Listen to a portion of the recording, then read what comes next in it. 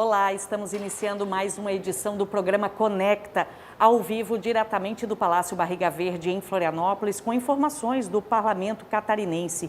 Hoje pela manhã tivemos a reunião da Comissão de Finanças e Tributação da Assembleia Legislativa e nós vamos conversar com um jornalista aqui da Agência L, Agência de Notícias da Comunicação Social do Parlamento, Marcelo Espinosa, sobre o que foi debatido na comissão na manhã desta quarta-feira. Entre os assuntos, uma provável conversa, uma audiência com o secretário de Estado da Fazenda, né, Marcelo? Boa tarde. Isso, Suelen, boa tarde a quem nos acompanha pelas nossas mídias. Na realidade, existem duas audiências que são obrigações legais, que o Estado tem que vir à Assembleia, o Executivo, na realidade, vir à Assembleia, prestar contas. Uma é sobre a saúde e outra é sobre o desempenho das finanças do Estado. Essas audiências estão marcadas para a próxima quarta-feira, dia 26 de maio. São audiências que, independente de solicitação ou não da Assembleia, o Executivo tem que vir, no caso, a figura tanto do secretário da Saúde quanto do secretário de Estado da Fazenda. Outras duas audiências, Suelen, são audiências pedidas por deputados. Deputado Fernando Krellen, deputada Marlene Fengler e também a deputada Luciana Carminati. Uma dessas audiências trata da implementação de medidas de apoio a micro e pequenos empreendedores em função da pandemia da Covid. A gente sabe que a economia como um todo foi atingida pela pandemia, mas esses segmentos mais ainda foram atingidos. E a outra é para tratar sobre a cobrança de ICMS sobre o combustível vendido em Santa Catarina. Esse é um assunto polêmico, porque... Um recente aumento agora nessa madrugada, né? Também já foi confirmado, né, Marcelo? Além desses aumentos constantes, depois que o litro da gasolina passou de R$5, houve alguma mobilização por parte do governo federal em cobrar que os estados reduzissem suas alíquotas de ICMS para diminuir o valor que para veio diminuir de lá. o valor. Exatamente. É uma questão polêmica, complicada, porque isso afeta a arrecadação dos estados. O ICMS é o principal imposto dos estados e é um assunto que deve dar uma boa discussão nessa audiência. Essas duas audiências estão marcadas inicialmente para o dia 31 de maio, que é uma segunda-feira. Lembrando que essas audiências públicas você acompanha no nosso canal do YouTube, na programação da TVAL e toda a repercussão nas nossas redes sociais. Além desse assunto, outro assunto que deve ser tratado, que começa a ser tratado aqui no Legislativo Estadual, é a questão da LDO, né, Marcelo? Que inclusive a Comissão de Finanças aborda aqui na casa. Hoje na reunião, o deputado Marcos Vieira, que é presidente da Comissão de Finanças, afirmou que o presidente da Assembleia, deputado Mauro de Nadal, pediu a antecipação do cronograma de tramitação da LDO. Como que funciona? Geralmente a LDO, o projeto é votado até metade de julho, que é quando começa o recesso parlamentar do meio do ano. O presidente Mauro de Nadal pediu antecipação para junho. Então, é provável que nós tenhamos a votação desse projeto importante já em junho. Lembrando, a LDO nada mais é do que uma espécie de esboço do orçamento que o Estado pretende executar no ano seguinte. Ou seja, estamos falando da LDO de 2022. O Estado coloca lá as ações, os gastos que vão ter, aí se aprova aqui na Assembleia com as emendas dos deputados, emendas inclusive de autoria parlamentar, emendas impositivas, e no segundo semestre a gente tem a votação do orçamento propriamente dito, com os valores em cada uma dessas ações, dessas despesas que estão programadas no orçamento. Essa lei de diretrizes orçamentárias, ela já está tramitando na casa, ou seja, tem todo um acompanhamento desse projeto para que realmente esse orçamento chegue de forma adequada ao Estado diante do déficit ou do superávit que o Estado apresenta. Neste caso, para este ano, existe um superávit, né, Marcelo? Há um aumento projetado de... Esse ano a receita está programada, agora 2021, aproximadamente 31 bilhões. Para o próximo ano, são esperados quase 34 bilhões e meio.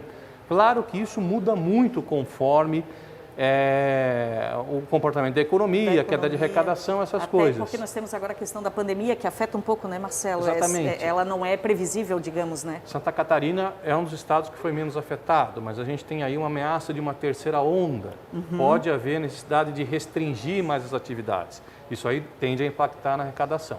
Agora, o Estado mantém um discurso bem claro no projeto da LDO, que é o seguinte, teve sobra de orçamento no ano passado, teve superávit, mas é bom ir com cuidado, porque as contas são muito dinâmicas. Esse ano não vai ter tanto repasse da União como teve no ano passado, então é preciso tomar cuidado. Inclusive, a gente teve registro de cortes para as rodovias, né, Marcelo? Exatamente, aqueles cortes que a gente já noticiou aqui nas obras, mais de 130 milhões de reais. E falando em recursos, ontem uma reunião na casa do governador do estado, aqui na Agronômica em Florianópolis, uma reunião com membros, com parlamentares que compõem a bancada do Oeste, ou seja, deputados que representam esta região aqui no Parlamento Estadual. E o principal assunto debatido foi a questão da estiagem, né, Marcelo? O governador garantiu um repasse, né? 100 milhões de reais inicialmente, para enfrentar os efeitos da estiagem no Oeste. E mais uma proposta de emenda à Constituição, que deve chegar aqui na casa na próxima semana, para desburocratizar a transferência de recursos da estiagem do Estado para os municípios. Isso é algo fundo a fundo, porque hoje você muitas vezes precisa de um convênio. Isso leva tempo, acaba demorando, é demorado. E a urgência no recurso é muito grande. A gente precisa lembrar que o Oeste Catarinense já há algum tempo vem enfrentando uma situação muito preocupante com relação ao regime hídrico. As chuvas realmente preocupam. Em 2013 nós tivemos uma grande estiagem, uma grande seca lá, uma grande estiagem, melhor dizendo. A situação melhorou, mas não totalmente. E as chuvas que caíram agora no verão não foram suficientes para resolver o problema do ano passado. Então, é a necessidade de ações urgentes nesse sentido, enquanto a gente não deve culpar São Pedro por isso, mas enquanto a situação não vem do céu, que aqui os homens vão ter que se mobilizar. Tem que resolver. Inclusive, a nossa produção preparou ali um trechinho da entrevista que o governador do estado deu sobre o assunto. Vamos ouvi-lo rapidamente. Transferindo recursos para os municípios possam investir em ações de intervenção para a questão hídrica, especialmente armazenamento de água, cisternas que os agricultores poderão estabelecer nas suas propriedades, para que a gente mitigue os efeitos da estiagem. Então, nessa reunião, outros parlamentares participaram, entre eles o presidente da Assembleia Legislativa de Santa Catarina, o presidente Mauro de Nadal, do MDB, que também vem acompanhando, junto com toda a bancada do Oeste, essa situação grave de estiagem que, como disse o Marcelo, afeta muito a economia catarinense, uma vez que o agronegócio, parte, na grande boa parte, lá da região Oeste. Vamos ouvir o presidente do Parlamento Estadual, que também participou da reunião. Já de pronto assumi um compromisso de enviar um projeto de lei na próxima semana ao Parlamento Catarinense, destinando 100 milhões de reais para o enfrentamento desse momento, criando algumas políticas que vão dar aos agricultores e aos municípios um pouquinho mais de segurança para o enfrentamento da estiagem. E também participou dessa reunião o coordenador da bancada do Oeste aqui no Parlamento Estadual, o deputado Fabiano da Luz, do PT, sobre esse investimento, esse repasse de recursos para amenizar, digamos assim, o efeito da estiagem na região Oeste. Vamos ouvi-lo. A criação de um grupo, um comitê que vai debater a médio e longo prazo ações que devem ser feitas ano a ano para que num futuro breve a gente não tenha mais que estar a cada pouco correndo atrás de recursos para amenizar a situação da estiagem na região. E agora nós estamos recebendo aqui um pouquinho antes da sessão, que começa daqui a pouco, às 14 horas, às 2 horas da tarde, no plenário da Assembleia, a deputada estadual Dirce Heiderscheid, do MDB, que vai falar sobre um projeto importante já aprovado pelo Parlamento Estadual. Boa tarde, deputada Dirce, seja bem-vinda aqui ao nosso canal. Boa tarde, é um prazer muito grande estar aqui na TVA, podendo discutir e falar um pouquinho das nossas ações aqui no Parlamento Catarinense. Deputada, vamos começar falando desse projeto que foi recentemente aprovado, que prevê a garantia de vagas de trabalho e também de matrículas nas escolas de mães, mulheres que são vítimas de violência doméstica.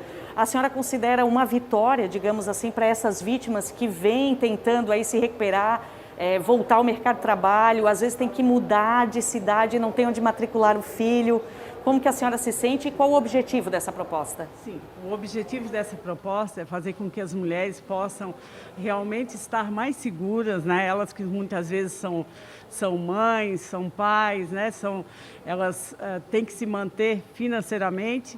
E por conta do alto índice que nós temos hoje de mulheres vítimas de violência, nos sentimos na obrigação de buscar, esse entendimento aqui no Parlamento e oportunizar a essas mulheres terem uma vida financeira mais tranquila e também com relação à questão das vagas nas escolas, porque elas dependem dessas vagas para também poder trabalhar e sustentar a sua família.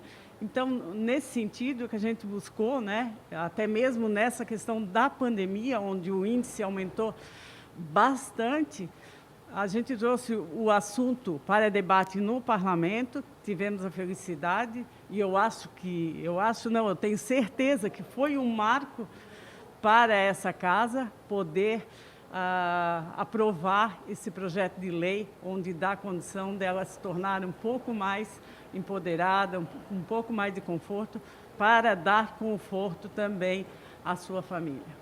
O projeto ele ataca um ponto central, que muitas vezes a mulher ela se mantém no ciclo de violência, porque ela depende financeiramente do marido, no caso do agressor, e para sustentar ela e os filhos, ela, no caso, fica presa a esse ciclo. Esse projeto vem nesse sentido também, de procurar dar uma independência financeira para que a mulher possa reconstruir sua vida. Com certeza. Muitas vezes a falta, como você mesmo falou, a falta desse vínculo, a ligação desse vínculo com o agressor é de um tamanho que ela não consegue se desvincular, justamente por ser dependente financeiramente do marido, né? Então isso faz com que ela possa, e que a gente possa, né, fazer com que as mulheres sejam independentes, que elas consigam fazer essa denúncia e que a gente possa oportunizar uma geração de emprego, de oportunidades, tanto na questão educacional como também financeira. Deputada Dirce, muito obrigada pela sua presença. A gente sabe que a senhora já tem um trabalho pela frente, agora a sessão já vai começar. Obrigada e volte aqui à Comunicação Social sempre que desejar. Muito obrigada e parabéns pela comunicação rápida e eficiente aqui da TVA. Obrigada, deputada. Obrigada. A deputada Dirce Heiderscheid, que é do MDB, vai participar agora da sessão ordinária desta quarta-feira. Eu lembro que a Assembleia Legislativa implantou este ano, o presidente Mauro de Nadal do MDB implantou fisicamente o Observatório da Mulher, que é o primeiro observatório de uma Assembleia Legislativa aqui em Santa Catarina. E neste observatório serão reunidas informações, dados para que as políticas públicas, como o projeto da deputada Dirce, sejam efetivamente aplicados no dia a dia dessas vítimas e, claro, dos seus agressores. E agora a gente vai dar um giro pelas redes sociais. A Monique, da Comunicação Social, está aqui e vai falar um pouquinho para nós do que está rolando lá no Instagram, Facebook e Twitter da Assembleia Legislativa. Boa tarde, Monique. Boa tarde, Suelen, Marcelo. Boa tarde a todos que nos acompanham. Hoje o nosso destaque do deputado na rede é a deputada Dirce Heiderscheid, do MDB, que esteve agora há pouco com a gente aqui ao vivo. Esse projeto de lei que foi comentado, ele também foi tema de um post no Instagram dela, que é @DirceSocial. Como foi dito, é um projeto de lei aí que garante vagas no mercado de trabalho para mulheres vítimas de violência doméstica e também garante a transferência dos filhos dessas mulheres em escolas públicas, o que pode ser uma medida necessária. Se você tem uma opinião sobre esse assunto ou quer saber mais, entre lá no Instagram dela, repito, @DirceSocial. Deixe seu comentário, curta, compartilhe e participe desta discussão aí junto com a deputada. Obrigada, Monique. Eu convido vocês a participarem lá com o pessoal das redes sociais, compartilhar, comentar, né? Replicar a informação que você acha importante que chegue até o cidadão catarinense, uma vez que são informações verdadeiras, institucionais, dos projetos e das discussões que são feitas aqui na Casa do Povo. Marcelo, sessão ordinária, a gente tem um projeto importante que deve ser apreciado hoje, né, Marcelo? Projeto do deputado Valdir Cobalcini, Isso. que trata da autorização para aquisição de vacinas, compra de vacina contra a Covid por empresas, por pessoas jurídicas. Sim. É um projeto que recebeu uma emenda do deputado doutor Vicente Caro Preso, no sentido de que a compra será autorizada desde que se siga o Plano Nacional de Imunização, ou seja... A ordem daquelas pessoas, né, Marcelo? Exatamente, respeitando as prioridades, quem tem que ser vacinado primeiro. Idade. E também que a compra resulte numa doação de 50% do valor aqui adquirido, da quantidade adquirida, para o SUS, né, que precisa aí de vacinas para vacinar todo mundo. Evidente que no momento que nós estamos atravessando, as empresas que estão produzindo vacina nem estão negociando com empresas privadas, a negociar direto com os estados, aliás, com o Estado, com o poder, com a União, com os governos. Mas é um projeto que, se aprovado e sancionado pelo governador, quando houver uma disponibilidade de vacina, pode ser colocada em prática. Na verdade, a ferramenta está aí, a partir do momento ela pode ser utilizada pelas empresas, empresários interessados. Marcelo, teve um PLC também, né, relacionado à pandemia, a questão dos leitos, né? Na realidade é um projeto de conversão em lei. É um PCL. PCL, isso que pega uma medida provisória que trata do financiamento de leitos para UTI Covid e converte em lei. Nós devemos ter, esse projeto foi aprovado na Comissão de Finanças hoje pela manhã e pode ser que entre extra pauta agora na sessão ordinária. Na sessão hoje, nós ainda teremos um pedido, um requerimento do deputado G.C. Lopes de convocação do secretário de Estado da Saúde, André Mota Ribeiro, para tratar de como o Estado tem destinado o dinheiro que o governo federal mandou para Santa Catarina aplicar no combate à pandemia. Vale lembrar que tem uma CPI no Congresso que trata dessa questão e o deputado G.C. Lopes pede a vinda do secretário aqui para saber como que Santa Catarina está investindo, está aplicando esse dinheiro que veio de Brasília. Lembrando que o secretário já deve participar de uma audiência daquela que é exigida por lei, que é o quadrimestre da Secretaria de Saúde, né, Marcelo? Exato. Geralmente, quando é requerimento nesse formato, o secretário vem na forma de uma sessão especial. Se abre a sessão ordinária, se interrompe para que o secretário possa falar, enfim, receber as perguntas dos deputados e depois retoma a votação dos projetos. Esse requerimento vai ser votado, pelo menos está previsto para ser votado agora à tarde. Agora à tarde, daqui a pouquinho a sessão deve estar começando, o pessoal já está se mobilizando ali para deixar tudo certo para a transmissão ao vivo dessa sessão, mas antes eu vou chamar a Monique de novo, que já esteve na redação e já voltou. Outra novidade aí das redes sociais, Monique. Pois é, vamos falar um pouquinho agora das nossas redes sociais aqui da Assembleia Legislativa. Hoje o nosso destaque tem a ver aí com o uso de energia limpa e redução de custos para o Estado. Se vocês entrarem no nosso Facebook, no nosso Instagram ali, @AssembleiaSC, vocês vão encontrar um post sobre um projeto aprovado em plenário que obriga a instalação de painéis solares em escolas públicas e presídios. Esse projeto aí, ele visa realmente incentivar o uso dessas energias e a redução de custos para o Estado. O projeto foi aprovado em plenário e ainda depende da sanção do governador para virar lei. Então, se vocês querem saber mais sobre esse projeto, entrem lá, tem o link para vocês lerem o projeto na íntegra e convido vocês para deixarem a opinião de vocês lá, curtir, comentar, compartilhar e participar aí desse grande debate com a gente nas nossas redes sociais. Obrigada, Monique. Então você pode entrar lá, @alesc, @Assembleia Legislativa Santa Catarina, no Instagram, no Twitter e no nosso Facebook. O Marcelo acabou de pegar aqui, gente, no intervalinho, enquanto a Monique falava, o que a gente chama de expediente. E no expediente hoje, algo interessante a gente acabou de perceber aqui, acabou de ser colocado aqui nas mesas dos deputados, ou seja, o Marcelo está vendo o que o deputado vai ver daqui a pouquinho. A Monique falou a respeito de sanção, né, que é um termo técnico que é quando o governador concorda, com base em preceitos legais, com aquele projeto que foi aprovado pela Assembleia e o transforma em lei. O governador Carlos Moisés sancionou, ou seja, autorizou a transformação em lei num projeto que altera o Código de Defesa dos Animais aqui de Santa Catarina, com o objetivo de incluir entre as condutas reprováveis, que veda as práticas de rinha de galos e rinha de cães, também condenando o abandono de animais e a zoofilia. É um projeto que foi aprovado aqui na Assembleia que, portanto, agora virou lei. Projeto que foi elaborado pelo deputado Márcio Machado, do PL, e que não só veda essas práticas, ou seja, proíbe essas práticas, está explícito ali no Código de Defesa dos Animais que essas práticas, rinha de galo, rinha de cães, estão proibidas, mas também altera o valor das multas. Isso, né? Marcelo, a Isadora aqui da nossa produção enviou que também foi sancionada o aumento da multa para quem pratica maus tratos contra os animais. Também é do deputado Márcio Machado e gera, que é do PL, né? E gera essa alteração do Código de Proteção aos Animais. É isso, né, Marcelo? São valores bem pesados. Os valores antigos eram 500 a R$1.000, passou de 10 a 12 mil reais. Subiu bastante, né, Marcelo? Só numa infração grave, ou seja, para pesar no bolso da pessoa mesmo, que cometer algum tipo de infração, crime contra os animais. Essa é uma pauta do deputado Márcio Machado, ele é muito ligado a essa questão da defesa dos direitos dos animais. A gente falou de expediente, né? Sim. Esse expediente, eu não sei se o repórter Daniel Barcelos consegue aproximar aqui um pouquinho. Eu vou sair aqui esse para ver se o Marcelo papel, ele é entregue para os vocês. deputados antes de cada sessão. O que é o expediente? Tudo aquilo que a Assembleia recebe em projetos de lei, sanção de projeto de lei, correspondência de outras câmaras, prefeituras, ofícios do governo federal, tudo isso está nesse documento que é entregue para que os deputados tomem conhecimento cada vez que começa a sessão ordinária.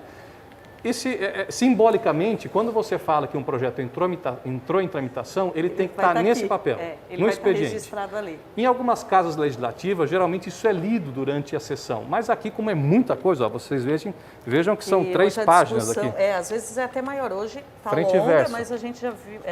Frente e verso, ó. Geralmente é bastante coisa. Então, realmente tudo aquilo que chega para a Assembleia, que tem que ser de conhecimento dos deputados, está nesse documento chamado expediente, que é distribuído para os deputados no começo de cada sessão ordinária. Eu gostaria também de fazer um registro para você que está em casa, que foi feita uma audiência pública, segunda-feira anteontem, da violência contra a criança e o adolescente. Na verdade, esse tema foi debatido, levantado pelos parlamentares e alguns especialistas, com representantes da Ordem dos Advogados do Brasil, Ministério Público, conselhos, que tratam dessa relação, e eles estão apurando a subnotificação, ou seja, a redução, a diminuição de notificação por conta da pandemia da Covid-19.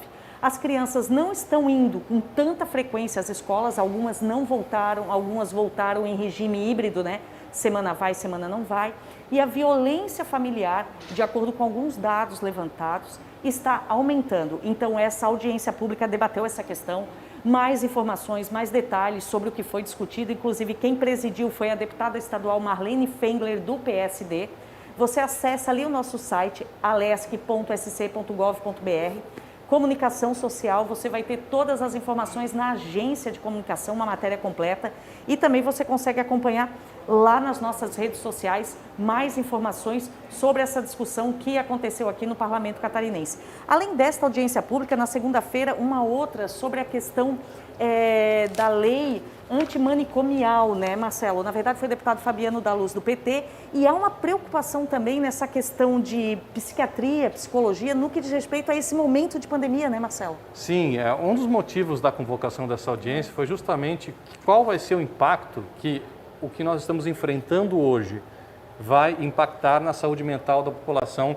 Já está impactando, mas vai impactar no decorrer dos próximos anos, Gente que perdeu emprego, gente que perdeu famílias inteiras que foram dizimadas com a Covid. Tivemos um caso aqui no Alto Vale de Itajaí, a mãe perdeu praticamente todos os filhos, eram 5 filhos, ela perdeu 4, se eu não me engano. Então, realmente, situações...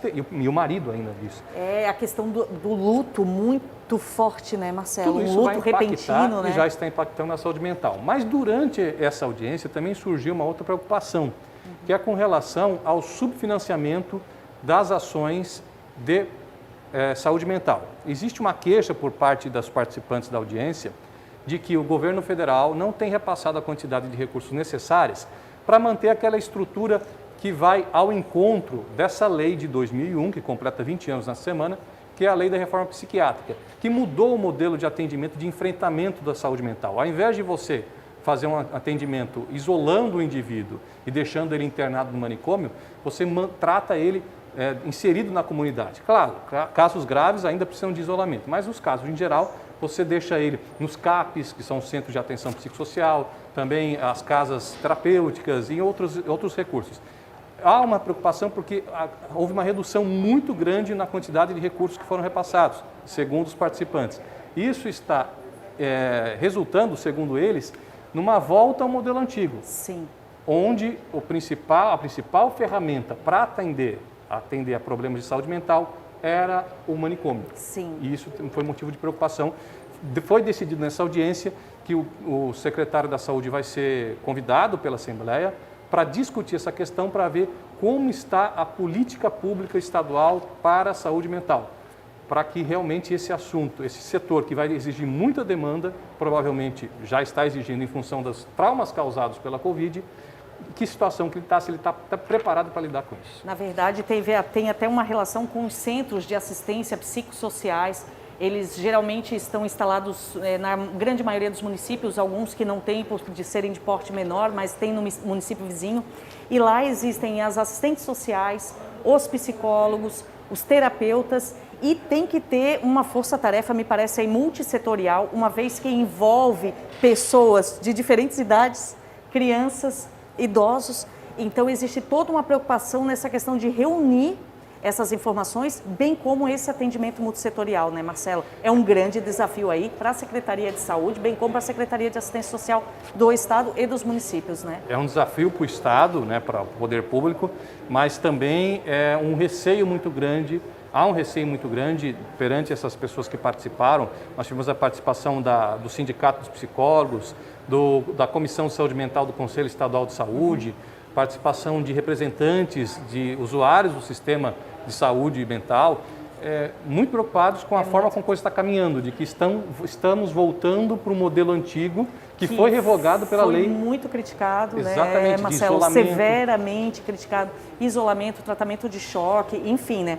Era algo muito tenso que cientificamente já foi comprovado que não tinha um efeito de reversão tão alto para que se pudesse manter aquele tipo de terapia, né? E a lei da reforma psiquiátrica, que completa essa semana 20 anos de sua promulgação, ela preconiza justamente que o atendimento tem que ser um atendimento humanizado, um atendimento perante a comunidade, porque não adianta nada você tirar o cidadão, isolar ele da realidade dele, se você não resolver o problema envolvido com a realidade dele.